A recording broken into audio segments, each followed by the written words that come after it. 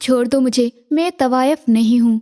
वो फिर से चिल्लाई थी। उसकी आवाज़ में एक डर, बेबसी और एक बगावत सुनाई दे रही थी।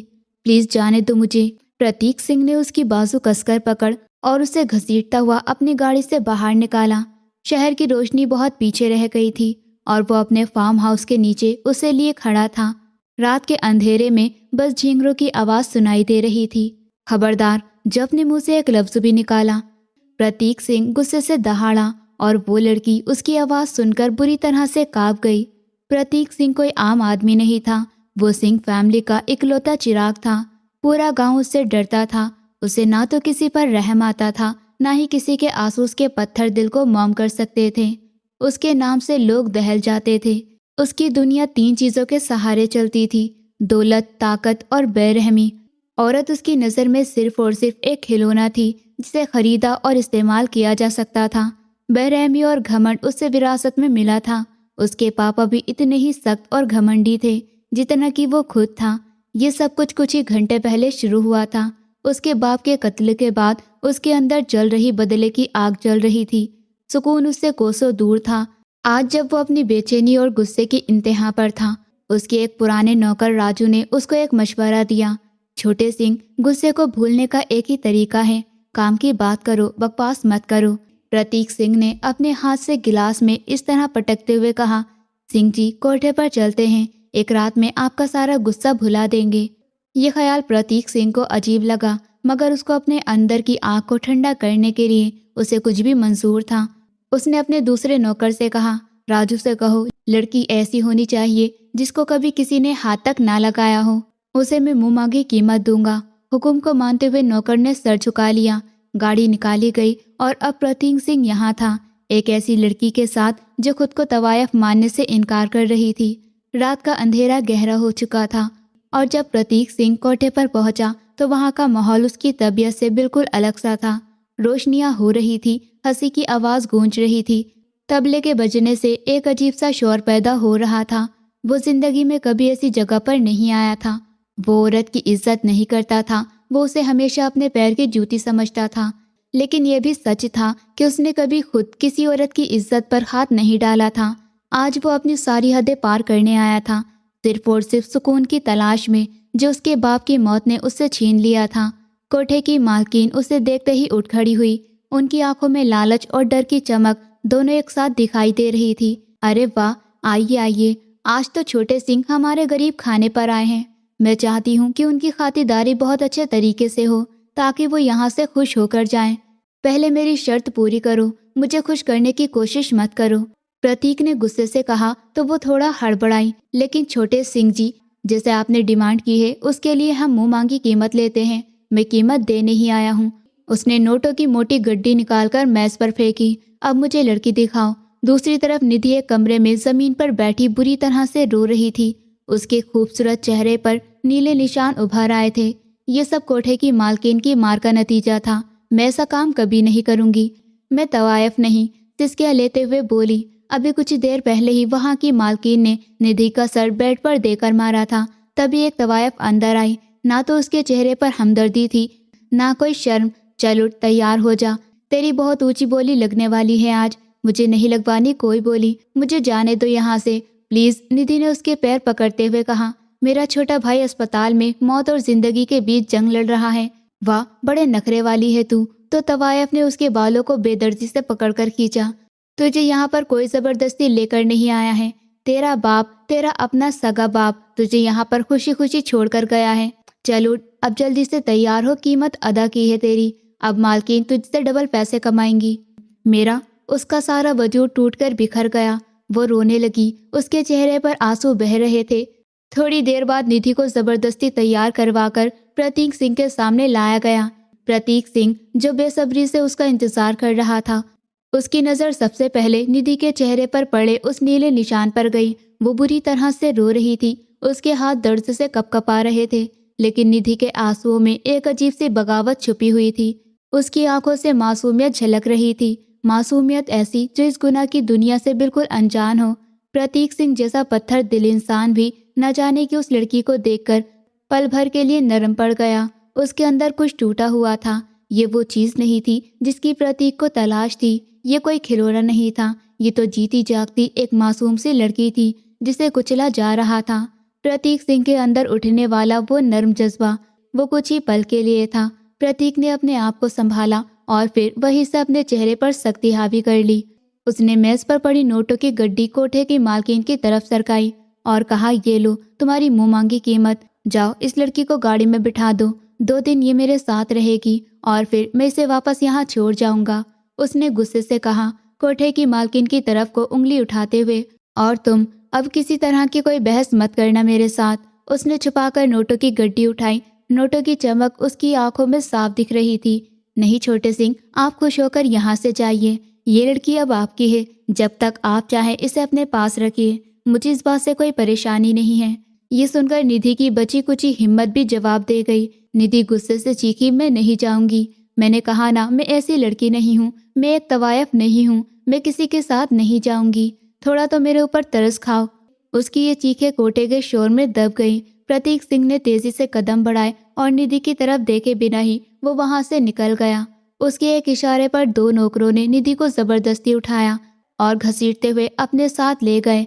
गाड़ी प्रतीक के फार्म हाउस पर जाकर रुकी। उसने पिछला दरवाजा खोलते हुए कहा, लड़की को अंदर ले जाओ। लेकिन निधि गाड़ी से निकलने के लिए तैयारी नहीं थी। वो गाड़ी की सीट को मजबूती से पकड़े हुए बैठी थी और बराबर नाम में सर हिलाए जा रही थी। निधि की इस हरकत ने प्रतीक के गुस्से को बढ़ा दिया। जो एक पल के लिए नर्म पड़ा था, वो अब फिर से वही जल्लाद प्रतीक सिंह बन चुका था। वो गुस्से से आग बबूला होकर आगे बढ़ा और गुस्से से उसके बाजू इतनी जोर से खींचा, निधि चीखती हुई गाड़ी से बाहर आ गिरी। प्रतीक उसे घसीटता हुआ सीधा अंदर ले गया और लाकर कमरे में बेड पर फेंक दिया। रात में कमरे में सिर्फ निधि की सिसकियां और प्रतीक की भारी सांसों की आवाज थी। निधि की आंखों में आंसू थे, लेकिन अब उसकी जगह गुस्से ने ले ली थी। उसने पास पड़ा शीशे का फ्लावर पॉट उठाया और प्रतीक सिंह के चेहरे पर मारने ही वाली थी कि प्रतीक ने अपना बाजू बीच में कर लिया। फ्लावर पॉट उसके हाथ पर लगकर करची करची हो गया। शीशे के टुकड़े उसके हाथ में घुस गए और खून बहने लगा। अब प्रतीक सिंह का गुस्सा बर्दाश्त से बाहर हो चुका था। उसने गुस्से से निधि के बालों को पकड़कर खींचा और गुस्से से गुर्राते हुए बोला, तवायफ होकर इतने नखरे हैं तुम्हारे। निधि ने अपनी पूरी ताकत से प्रतीक को इतनी तेज धक्का दिया। प्रतीक इस हमले के लिए तैयार नहीं था।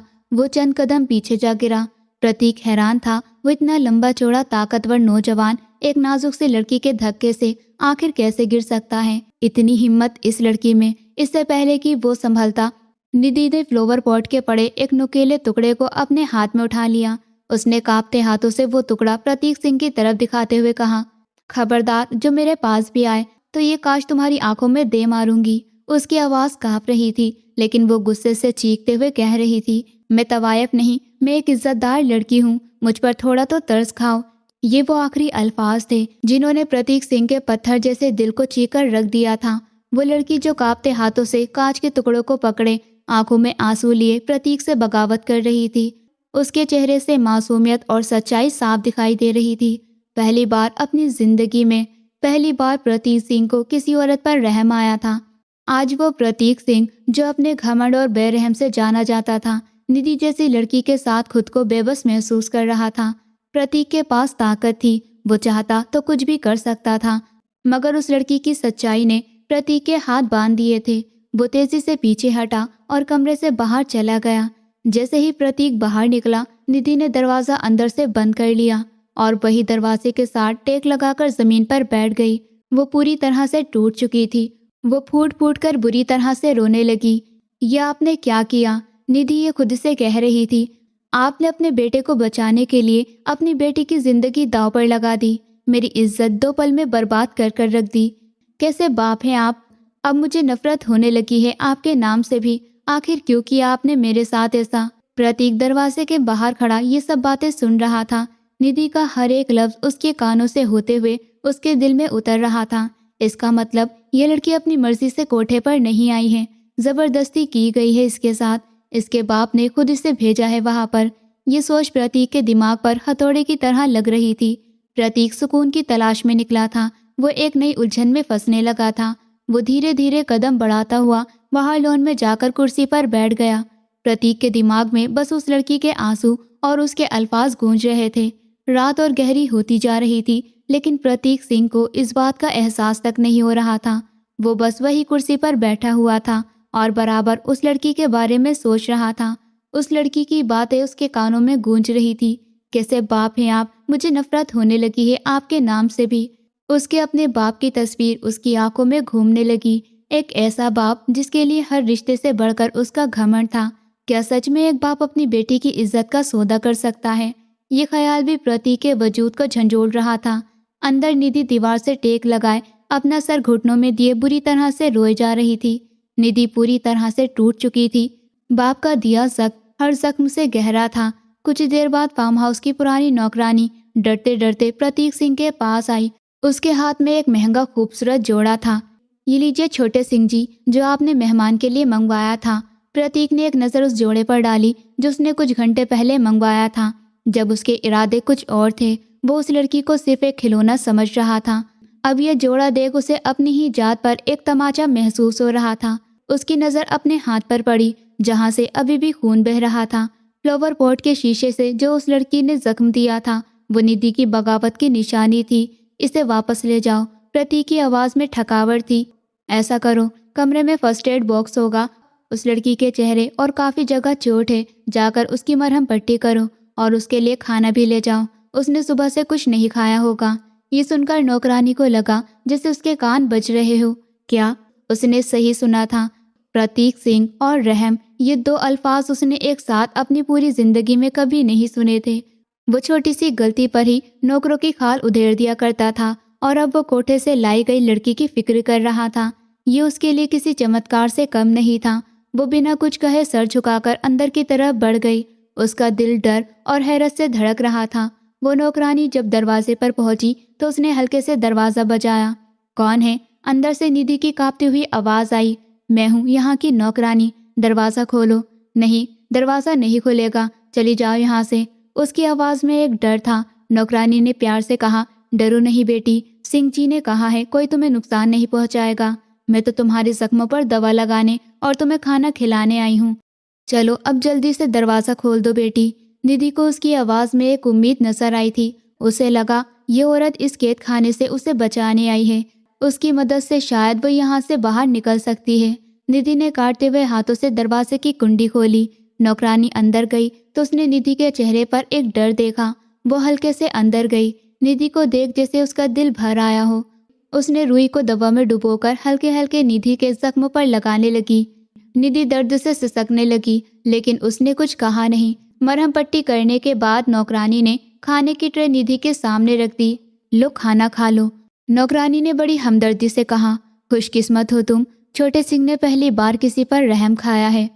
निधि ने एकदम मुस्कुराकर कहा, और कब तक खाएंगे तुम्हारे छोटे सिंह मेरे ऊपर रहम? ये बात तुम भी जानती हो और मैं भी। उसने मेरी कीमत दी है वहाँ पर। निधि की आंखों में आंसू उतर आए। उसने बड़ी मासूमियत से नौकरानी की तरफ देखा और कहा, दीदी आप मेरी मदद कर दो और मुझे यहाँ से निकाल दो। मैं आपका ये उपकार जिंदगी भर नहीं भूलूंगी। ये सुनते ही नौकरानी के चेहरे का रंग उड़ गया। उसने चारों तरफ डर कर देखा और बोली, नहीं बेटी नहीं, ये पाप मुझसे मत करवाओ। छोटे सिंह मुझे जमीन में जिंदा गाड़ देगा। तुम नहीं जानती छोटे सिंह को, उसका गुस्सा आसमान जला देता है। ये कहकर वो तेजी से उठी और कमरे से बाहर निकल गई, जैसे उसने कोई भूत देख लिया हो। निधि की आखिरी उम्मीद भी टूटकर रह गई। वो अब सच में यहाँ पर कैद थी, एक ऐसे इंसान के कैद में जिसके बेरहमी के किस्से दूर दूर तक फैले हुए थे। निधि ने बेबसी से खाने की ट्रे की तरफ देखा और एक निवाला तोड़कर अपने मुंह में रख लिया। फार्म हाउस में निधि को आए हुए 2 दिन गुजर चुके थे। 2 ऐसे दिन जो उसने अजीब ही सोचों और डर में काटे थे। ये सोने का पिंजरा, इस कमरे में हर एक आराम की चीज रखी थी, लेकिन आज़ादी नहीं थी। इन 2 दिन ना तो प्रतीक सिंह उसके कमरे में आया और ना ही उसने किसी नौकर से कुछ कहलवाया था। ये खामोशी किसी तूफान से आने से पहले के सन्नाटे की तरह थी और ये निधि को अंदर ही अंदर खाए जा रही थी। वो जानती थी उसे 2 दिन के लिए लाया गया था। अब क्या होगा? अब क्या वो उसे वापस वही छोड़ आएगा? ये सोचकर वो कांप जाती थी। इन 2 दिनों में उसका गुस्सा प्रतीक सिंह की ज्यादा अपने बाप पर बढ़ता जा रहा था। प्रतीक सिंह तो एक जालिम इंसान था, उससे रहम की उम्मीद ही क्या थी। मगर उसका बाप, उसका अपना खून जिसने उसे पैदा किया, उसने उसे बेच दिया। इस धोखे की कोई माफ़ी नहीं थी। तीसरे दिन की शाम गहरी हो रही थी जब कमरे का दरवाज़ा बाहर से खुला। प्रतीक सिंह अंदर आया। उसे देखते ही निधि का सांस गले में अटक गया। वो झट से बेड से उठी और एक कोने में जाकर दीवार से चिपक कर खड़ी हो गई। मुझ पर रहम खाओ, देखो मुझे ऐसा कुछ मत कहना, मैं ऐसी लड़की नहीं हूँ। प्रतीक को देखते ही उसके मुंह से ये सब बातें निकलने लगी। निधि ने गौर से प्रतीक के चेहरे को देखा। आज उसकी आंखों में वो पहली रात वाली हैवानियत नहीं थी, बल्कि वो बहुत आराम से और नर्म अंदाज में बोल रहा था। घर कहाँ है तुम्हारा? उसकी आवाज़ पुरसुकून मगर भारी थी। निधि को उसकी बात पर हैरत हुई। मेरा घर, प्रतीक सिंह ने दोहराया। हाँ, तुम्हारा घर। प्रतीक ने वही सवाल किया जो 2 दिन से निधि को परेशान कर रहा था। और तुम्हारे बाप ने क्यों बेचा तुम्हें कोठे पर? इस सवाल ने निधि के जख्मों को फिर से हरा कर दिया था। उसकी आंखों से आंसू बह निकले।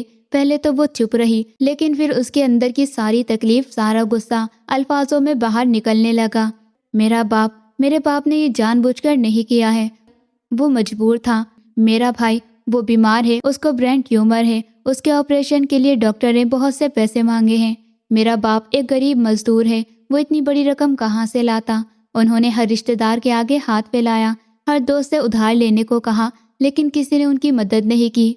वो रोते हुए बोल रही थी। मेरा भाई अस्पताल में जिंदगी और मौत की जंग लड़ रहा था। तब मेरे बाबा के दोस्त ने उनसे कहा कि अपनी बेटी को कोठे पर बेचा, वहाँ पर बहुत अमीर लोग आते हैं। और आगे वो बोल न सकी। प्रतीक सिंह उसकी पूरी बात खामोशी से सुनता रहा। उसके चेहरे पर कोई शिकन नहीं थी। उसने गुस्से से कहा, इज्जत को दांव पर लगा दिया बेटे को बचाने के लिए। इससे अच्छा तो बेटे को मर जाने ही दिया होता। ये अल्फाज तीर की तरह निधि के दिल में चुभे। वो जानती है उसका बाप गलत है, लेकिन ये इंसान कौन होता है फैसला करने वाला? उसके आंसुओं में एकदम गुस्से की चमक आई। उसने तेजी से नफरत भरी आवाज में कहा, मेरे बाबा तो इज्जतदार नहीं थे, लेकिन आप कहाँ के इज्जतदार हैं, जो कोठे पर जाकर एक मजबूर लड़की की कीमत अदा कर कर अपने साथ जबरदस्ती उठाकर ले आए। ये एक बड़ा हमला था प्रतीक सिंह के घमंड पर, उसके गुरूर पर। 2 पल के लिए कमरे में शांति छा गई। उसकी नौकरानी ने ठीक कहा था, प्रतीक सिंह का गुस्सा आसमान जला देता है। निधि ने सोचा कि अब वो उसके गुस्से से जिंदा नहीं बचेगी, लेकिन प्रतीक गुस्से में नहीं आया। उसने निधि के जवाब को ऐसे सुना जैसे कोई असर ही ना हुआ हो, और नर्म आवाज में बोला, मैं तुमसे कोई बहस नहीं करना चाहता, बस तुम मुझे उस अस्पताल का नाम बताओ जिसमें तुम्हारा भाई एडमिट है। निधि जो सोच रही थी कि वह प्रतीक के गुस्से से नहीं बचेगी, उसको प्रतीक की ये बात सुनकर बहुत हैरत हुई। अपने कानों सुनी बात पर उसे यकीन नहीं आया। ये इंसान, ये प्रतीक सिंह, जिसकी बेरहमी के किस्से उसने सुन रखे थे, ये मेरे ऊपर इतना रहम कैसे कर सकता है? कहीं ये इसकी कोई चाल तो नहीं, या कोई नया खेल? निधि को प्रतीक सिंह पर शक होने लगा। उसे कुछ बहुत गलत होने की बू आने लगी।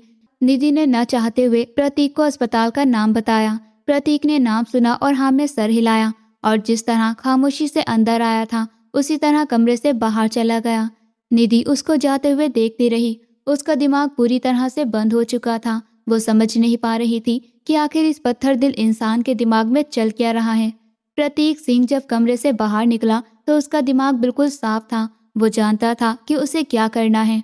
उसने वही जीने पर खड़े अपने मैनेजर को कॉल की और कहा कि मैं प्रतीक सिंह बोल रहा हूँ। उसकी आवाज़ में वही पुराना अंदाज और हुक्म था, मगर इस बार उसका मकसद अलग था। शहर के स्टैंडर्ड अस्पताल में एक मरीज है, उसके इलाज के लिए जितना भी बिल है उसे अभी और इसी वक्त मेरी तरफ से पे कर दो, और जब तक वो पूरी तरह से ठीक न हो जाए उसका हर एक खर्चा मेरी तरफ से होगा, और मैं 1 मिनट की देरी भी बर्दाश्त नहीं करूँगा। उसने फ़ोन बंद करके अपने सबसे ख़ास आदमी को फ़ोन किया।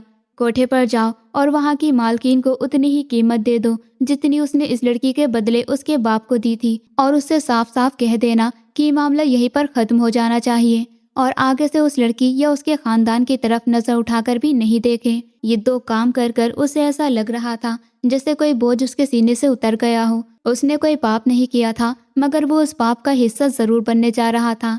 आज प्रतीक सिंह ने इस गंदगी को साफ कर दिया था। वो दोबारा निधि के कमरे की तरफ बढ़ा। दरवाजा खोला, देखा कि निधि वही जमीन पर बैठी थी। आंखों में उलझन और चेहरे पर डर था। वो प्रतीक सिंह को अपने सामने देखकर फिर से सहम गई। प्रतीक सिंह चलकर उसके पास गया और उससे बहुत नर्म आवाज में बोला, चलो तुम्हें तुम्हारे घर, तुम्हारे बाप के पास छोड़ दूं। निधि को अपने कानों पर यकीन ही नहीं आया। ये इंसान उसके घर छोड़ने की बात कर रहा था, वही घर जिसके दरवाजे पर उसकी इज्जत नीलाम हुई थी। निधि के दिमाग में बहुत सारे सवाल उभर आए। इतना रहम क्यों कर रहे हो तुम? वो एकदम बोल पड़ी। उसकी आवाज़ में एक शक था। ये सुनकर प्रतीक सिंह के चेहरे पर एक मुस्कुराहट उभरी। वो कमरे से निकलने ही वाला था, एकदम पीछे मुड़ा। उसकी आंखों में एक अजीब सी चमक थी, ऐसी चमक जिसमें गुस्सा भी था और अफसोस भी। क्यों, तुम्हारा फिर से कोठे पर जाने का इरादा है क्या? इस बार तुम प्रतीक सिंह के हाथ लगी थी, इसलिए बच गई। अगली बार कोई और हो सकता है। मैं नहीं चाहता कि तुम दोबारा उसे दलदल में जाकर फंस जाओ, इसलिए तुम्हें तुम्हारे घर इज्जत से छोड़ने बोल रहा हूँ। इज्जत, ये शब्द प्रतीक सिंह से अच्छा नहीं लग रहा था। वो इंसान जो औरत को अपने पैरों की जूती समझता था, आज उसी की बात कर रहा था। निधि खामोशी से उठकर खड़ी हुई। उसके पास अब कोई और रास्ता नहीं था। रास्ते में दोनों के बीच खामोशी छाई रही। गाड़ी शहर के बीच गलियों से गुजर रही थी। फार्म हाउस की शानो शौकत और ये गलियों की गंदगी के बीच जमीन आसमान का फर्क था। निधि खिड़की से बाहर देखे जा रही थी। उसका दिल डूब रहा था कि वो किस मुंह से अपने घर जाएगी। गाड़ी सीधा उसके घर के बाहर रुकी। यही उसका घर था।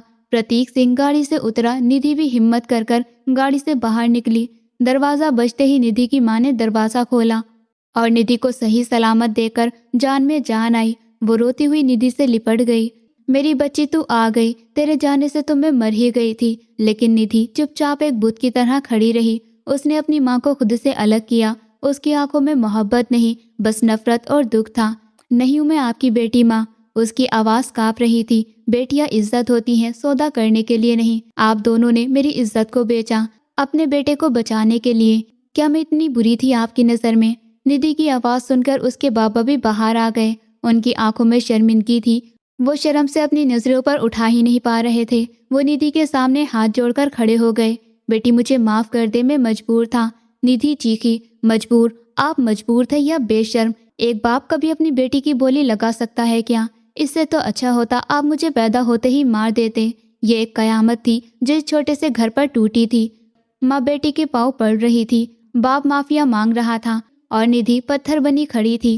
प्रतीक सिंह कुछ ही दूरी पर खड़ा होकर ये सब कुछ देख रहा था। ये सब ड्रामा उसी का पैदा किया हुआ था। इस मासूम लड़की के आंसुओं ने उसका पत्थर दिल पिघला दिया था। वो लड़की जो अब अपने ही घर में अजनबी थी। प्रतीक खामोशी से मुड़ा और अपनी गाड़ी में आकर बैठ गया। लेकिन जाने से पहले उसने एक दफा पीछे मुड़कर देखा। वो लड़की जो पल भर में उसके दिल में उतर गई थी, वो खड़ी रोती हुई अपने खानदान से जंग लड़ रही थी। वो नहीं जानता था कि वो जिस लड़की को एक रात का खेल समझकर लाया था, वही लड़की अब उसकी जिंदगी का सबसे बड़ा इम्तिहान बन जाएगी। अपने फार्म हाउस आने के बाद कई दिन यूं ही गुजर गए, लेकिन प्रतीक सिंह को एक पल भी सुकून न मिला। ये इतनी बड़ी हवेली उसे काटने को दौड़ती थी। हर चीज उसे सिर्फ निधि की याद दिलाती थी। उसकी मासूमियत, उसके आंसू, उसकी बगावत और उसके वो सवाल, आप कहाँ से इज्जतदार हैं? ये सवाल तो उसके दिमाग पर हथौड़े की तरह लगता था। प्रतीक की बेचैनी बढ़ती जा रही थी। उसे पहली बार एहसास हुआ था कि ताकत और दौलत और घमंड हर सुकून नहीं खरीद सकता। उसके अंदर एक बदलाव आ रहा था, एक ऐसा बदलाव जिसे वो खुद भी नहीं समझ पा रहा था। एक दिन प्रतीक सिंह का मैनेजर उसके पास एक फाइल लेकर आया। गरीब किसानों ने उसकी जमीनों से गुजरने वाले पानी पर झगड़ा किया था। पुराना प्रतीक सिंह होता तो अब तक इन लोगों को गांव से निकाल चुका होता। लेकिन उसने फाइल एक तरफ को रखी और कहा, कल इन सब लोगों को बुलाओ, मैं खुद उनकी परेशानी सुनूंगा। और अगले ही दिन उसने न सिर्फ उन लोगों की परेशानी सुनी, बल्कि अपनी एक ज़मीन का हिस्सा उनको पानी के इस्तेमाल के लिए भी दे दिया। ये एक नाकाबिल यकीन की बात थी। गांव वाले हैरान थे कि पत्थर दिल इंसान आज पिघल कैसे गया। यही नहीं, उसने अपने बाप के दुश्मनों, जो 2 लोगों से मिलकर गुस्से में आकर कत्ल करवा चुका था, उन्हें भी माफीनामा भिजवा दिया। वो जानता था ये दुश्मनी की बुनियाद उसके अपने बाप की गलती पर थी। वो अंदर से अपने आप को साफ करना चाहता था, शायद निधि की नजरों में इज्जतदार बनने के लिए। लेकिन ये सब करके भी प्रतीक सिंह को चैन नहीं मिल रहा था। उसे बार बार निधि का छोटा सा घर अपनी तरफ खींचता। आखिरकार वो एक दिन अपनी बेचैनी पर काबू ना पाते हुए अपनी गाड़ी निकालकर उसकी गली में पहुंच ही गया। उसने दरवाजा बजाया तो निधि ने ही आकर दरवाजा खोला। निधि ने प्रतीक सिंह को देखा तो उसके चेहरे पर हैरत और गुस्सा दोनों एक साथ उभरे। वो गुस्से से चीखते हुए बोली, अब आप क्या करने आए हैं यहाँ पर? या अपने किए हुए एहसानों का बदला चुकाने आए हैं, या फिर ये देखने आए हैं कि आपकी कीमत पर बचने वाली जान कैसी है? ये अल्फाज प्रतीक सिंह के दिल पर तीर की तरह चुभ रहे थे। लेकिन आज वो निधि के सामने खड़ा था। वो पुराना प्रतीक सिंह नहीं था जो अपने घमंड पर चोट खाकर गुस्से से दहाड़ता। उसने बड़ी नरमी से कहा, मैं बदला चुकाने नहीं आया निधि। उसकी आवाज़ में एक ऐसी नमी थी जो अब से पहले कभी निधि ने नहीं सुनी थी। मैं तुम्हें अपनी इज्जत बनाने आया हूँ।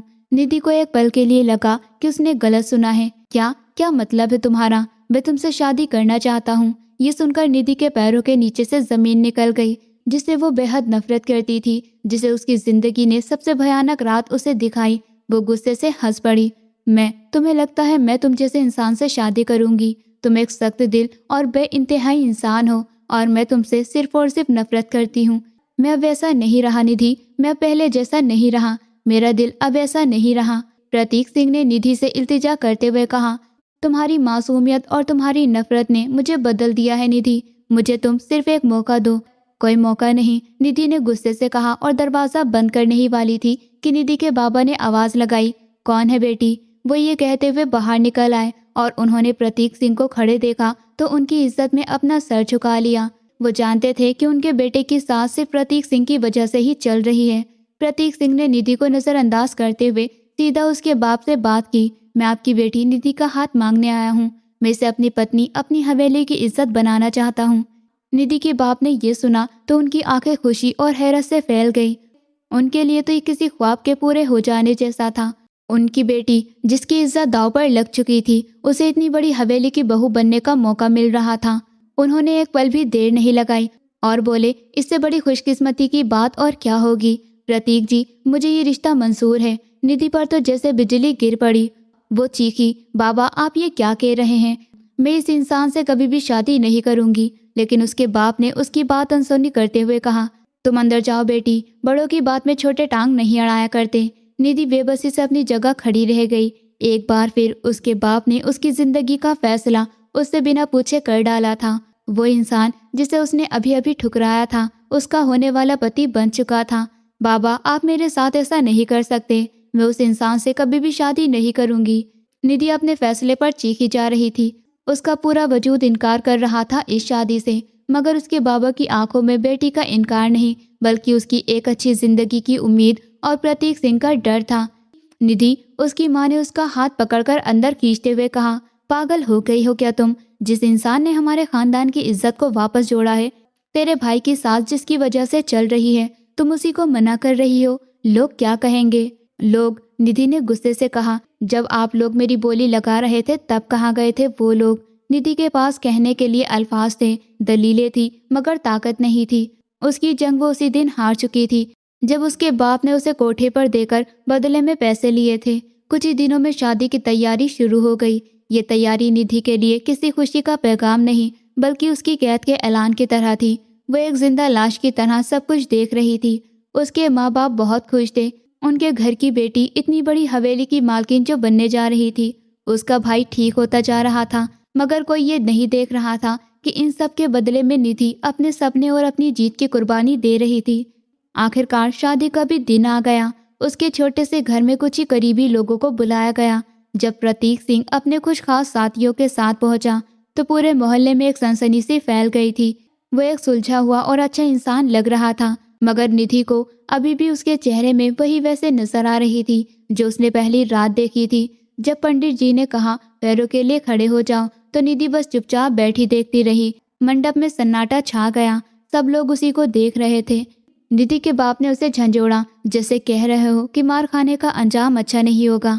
निधि ने आंखें बंद की। एक आंसू उसके गाल पर बहकर निकला और वो कटते हुए खड़ी हो गई। शादी हो चुकी थी, अब विदाई का समय उसके लिए बहुत मुश्किल, उसकी हार का ऐलान था। इतना गुस्सा और नफरत होने के बाद भी उसे अपना घर छोड़ना एक दर्द दे रहा था।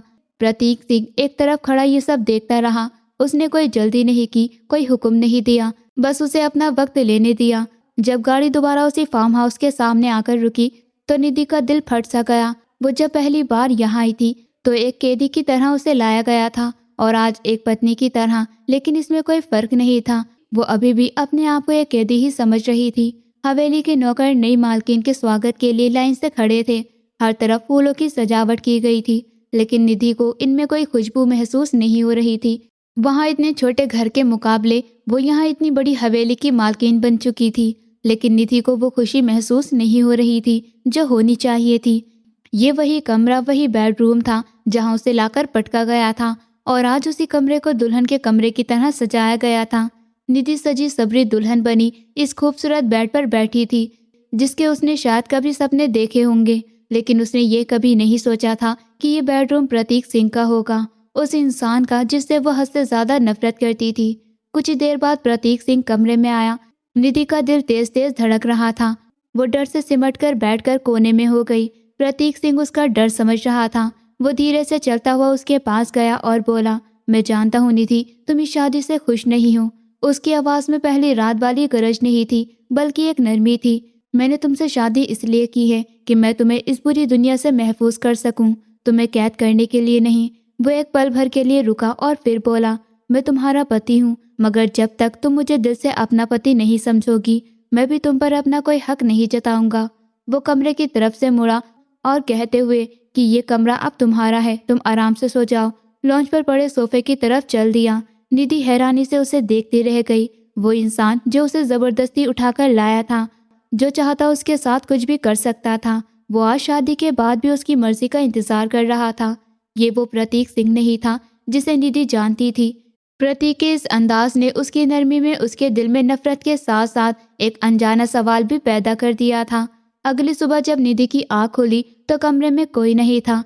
एक पल के लिए उसे लगा जो सब कुछ कल हुआ वो एक सपना था, लेकिन फिर उसने कमरे की सजावट और अपने हाथों पर लगी मेहंदी को देखा तो उसे भरोसा हो गया कि उसकी जिंदगी अब हमेशा के लिए बदल चुकी है। थोड़ी ही देर में नौकरानी नाश्ते की ट्रे लेकर कमरे में आ गई। उसके चेहरे पर मुस्कुराहट और आंखों में इज्जत थी। छोटी मालकिन, प्रतीक जी ने कहा था जब आप उठे तो आपको नाश्ता पहुंचा दिया जाए। ये खातिरदारी, ये इज्जत निधि के लिए सब कुछ नया था। नौकरानी ने निधि को बताया कि प्रतीक सिंह सुबह ही अपने कामों से हवेली से निकल गए थे। प्लॉट के हिसाब से प्रतीक सिंह को निधि का दिल जीतने में काफी दिन लगे और इन दिनों में उसने बेइंतहा सब्र का सामना किया। वो रोज सुबह निधि से उठने से पहले चला जाया करता था और रात को उसके सोने के बाद वापस आता था कि निधि को प्रतीक के होने से कोई परेशानी महसूस ना हो। प्रतीक ने इस बीच निधि से कोई बात भी करने की कोशिश नहीं की और बल्कि उसकी हर ज़रूरत का ध्यान रखा। एक दिन प्रतीक ने निधि के लिए नौकरानी के हाथ कुछ किताबें भिजवाई। प्रतीक जान चुका था कि निधि को पढ़ने का शौक है। निधि ने किताबें तो ले ली, मगर उसका शक कम नहीं हुआ। ये सब उसे प्रतीक की एक चाल लग रही थी। कुछ ही दिन बाद प्रतीक निधि को बताए बिना ही उसे अस्पताल ले गया। निधि पहले तो डर गई, लेकिन जब वो उसके भाई के कमरे में लेकर गया तो वो हैरान रह गई। उसका भाई पहले से अब बहुत ज्यादा ठीक हो चुका था।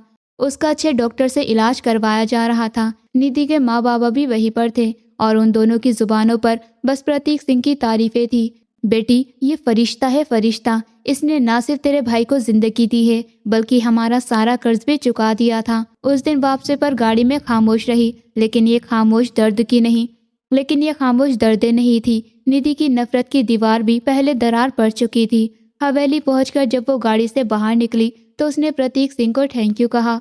प्रतीक ने उसे देखकर बस हल्का सा मुस्कुरा दिया। असल बदलाव उस दिन आया जब निधि रात को अपने कमरे में पानी पीने के लिए बाहर निकली तो प्रतीक सिंह को उसके पापा की बड़ी सी तस्वीर के सामने खड़ा देखा। प्रतीक के चेहरे पर एक गहरा दुख और तन्हाई थी। निधि को पहली बार वो एक जालिम और बेरहम इंसान नहीं, बल्कि एक तन्हा इंसान लगा। जाग रही हो? प्रतीक ने निधि को देखते हुए बोला और निधि ने ना सिर्फ हाँ में सर हिलाया। मेरे पापा भी ऐसे ही थे, प्रतीक ने अपने पापा की फोटो को देखते हुए कहा। जालिम, बेरहम। उन्हें लगता था कि ताकत से सब कुछ खरीदा जा सकता है और मैं भी यही समझता था। उसने निधि की तरफ देखते हुए कहा, लेकिन जिस दिन तुमने मेरे सामने वो कांच का टुकड़ा उठाया था, उस दिन मुझे पहली बार एहसास हुआ कि असल ताकत इनकार में होती है, सच्चाई में होती है। तुमने मुझे मेरी ही नज़रों में गिरा दिया था निधि। ये माफ़ी थी, ऐसे इंसान की माफ़ी जो कभी अपनी गलती नहीं मानता था।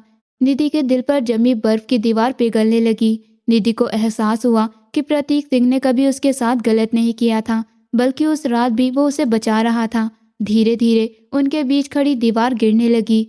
निधि प्रतीक सिंह से बात करने लगी थी, उसके साथ बैठकर खाना खाने लगी थी। प्रतीक सिंह का प्यार और उसका सब्र आखिरकार रंग ला रहा था। एक शाम वो दोनों बाग में टहल रहे थे। 2 दिन बाद उनका रिसेप्शन था। प्रतीक सिंह ने कहा, मैं चाहता हूँ कि लोग मेरी इज्जत को देखें। उसने निधि का हाथ पकड़ते हुए कहा, और मेरी इज्जत तुम हो निधि।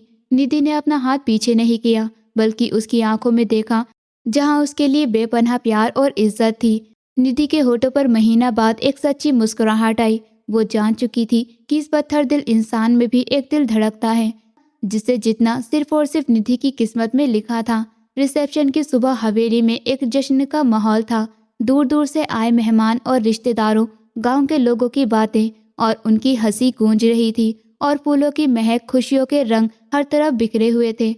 लेकिन ये सब कुछ सिर्फ और सिर्फ निधि के लिए था। वो अब एक सहमी हुई और बेबस लड़की नहीं थी, बल्कि हवेली की इज्जत और प्रतीक सिंह की पत्नी थी। निधि को तैयार करने के लिए शहर से बड़ी ब्यूटिशियन को बुलाया गया था। जब वो शीशे के सामने बैठी खुद को देख रही थी, तो उसे खुद अपनी आंखों पर यकीन नहीं आ रहा था। ये वही चेहरा था जिस पर नील और कभी चोटों के निशान हुआ करते थे, लेकिन आज उस पर खुशी और सुकून का पहरा था। उसका दिमाग उसकी पुरानी जिंदगी में झांकने लगा। वही पहली रात जब वो इस हवेली में कैदी बनकर आई थी, और आज जब वो इस हवेली की मालकिन बन चुकी थी। प्रतीक सिंह का सब्र, उसकी इज्जत, उसका बदला हुआ अंदाज, निधि की बगावत ने प्रतीक सिंह के पत्थर दिल को तोड़कर उसको बदल कर रख दिया था। ये सब कुछ एक फिल्म की तरह उसकी आंखों के सामने घूम रहा था। उसने कभी नहीं सोचा था नफरत से शुरू होने वाला ये सफर प्यार की इतनी खूबसूरत मंजिल पर आ सकता है। उसके होठों पर एक मुस्कुराहट आ गई। जब निधि पूरी तरह तैयार हो गई तो कमरे का दरवाजा खोला और प्रतीक सिंह अंदर आया। उसने आज तक निधि को इस रूप में नहीं देखा था। कुछ पल के लिए वो बस निधि को देखता रह गया। उसकी आंखों में तारीफ, प्यार और गर्व के जज्बात थे। बहुत खूबसूरत लग रही हो, आज तो चांद को भी तुमसे जलन हो रही होगी। निधि प्रतीक की तारीफ पर शर्मा गई। प्रतीक निधि के पास आया और उसके हाथ में एक खूबसूरत सा मखमल का डिब्बा दे दिया।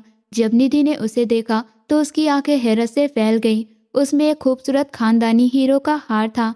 ये निधि कुछ कहने ही वाली थी कि प्रतीक सिंह ने उसे रोक दिया। ये सिंह परिवार का खानदानी हार है, उसने बड़ी ही नरमी से कहा। ये हार मेरी दादी ने मेरी माँ को दिया था, और मेरी माँ ने मरने से पहले इसे मेरे हवाले कर दिया था कि मैं अपनी पत्नी को इसे दे दूं। आज इस हार को मैं उसकी असल मालकिन के हवाले कर रहा हूँ। आज से तुम सिर्फ मेरी बीबी ही नहीं, इस हवेली और हमारे खानदान की बराबर की हिस्सेदार हो।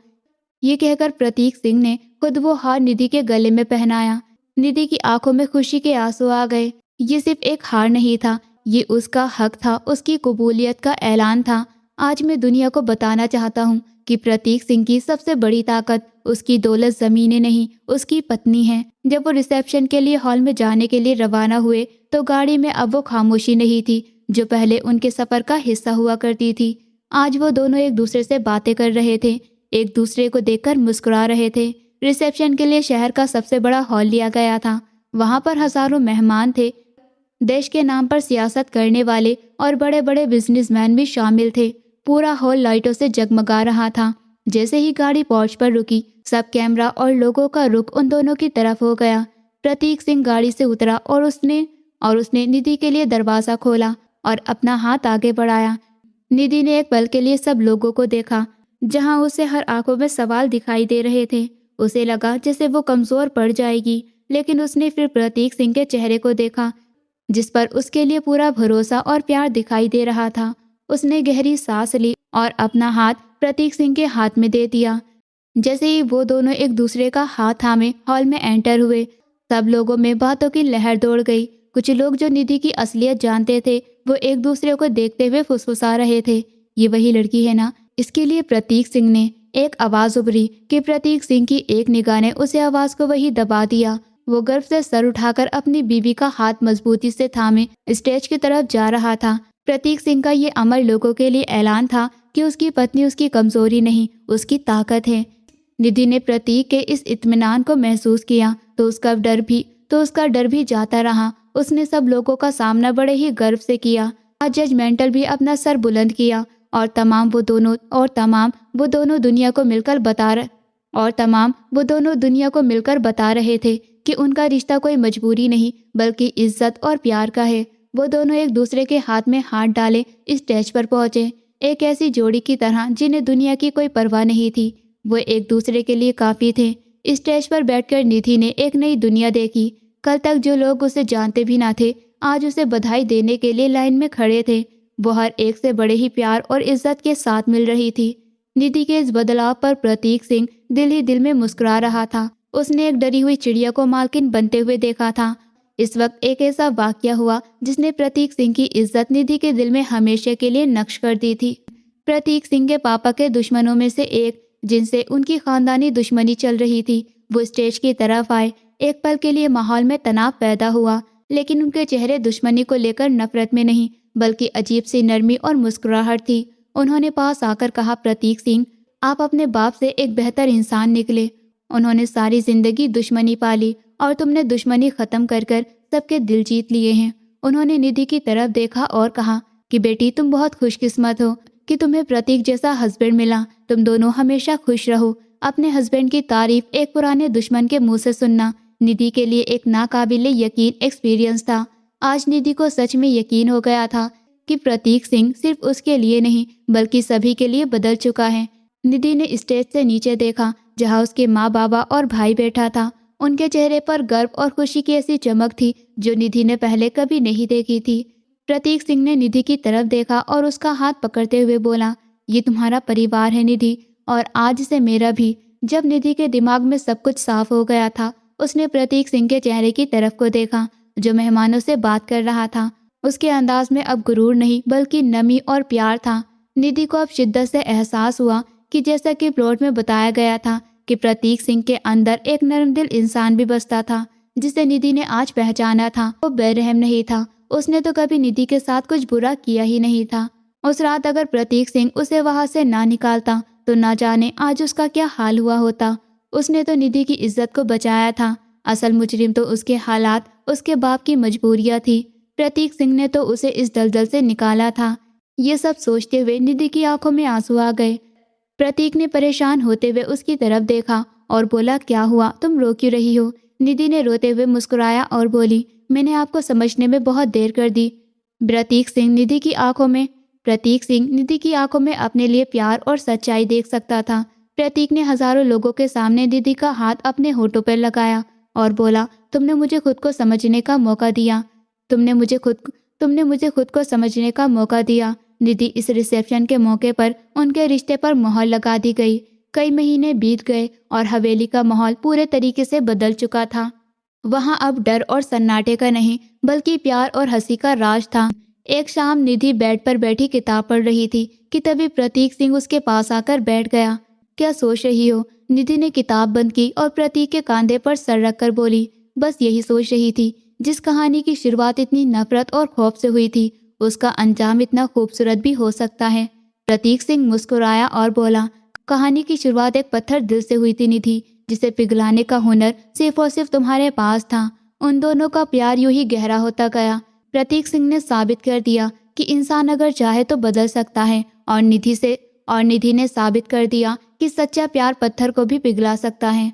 वो दोनों एक दूसरे के साथ हंसी खुशी जिंदगी गुजारने लगे, एक ऐसी मोहब्बत के साथ जीने लगे जो एक नफरत की राख से पैदा हुई थी। दोस्तों, उम्मीद करती हूँ आपको हमारी कहानी पसंद आई होगी। कहानी पसंद आई है तो वीडियो को लाइक करें, चैनल पर नए हैं तो चैनल को सब्सक्राइब करें, और हाँ, नोटिफिकेशन बेल को ज़रूर दबाएं ताकि अगली अपडेट सबसे पहले आपको मिले।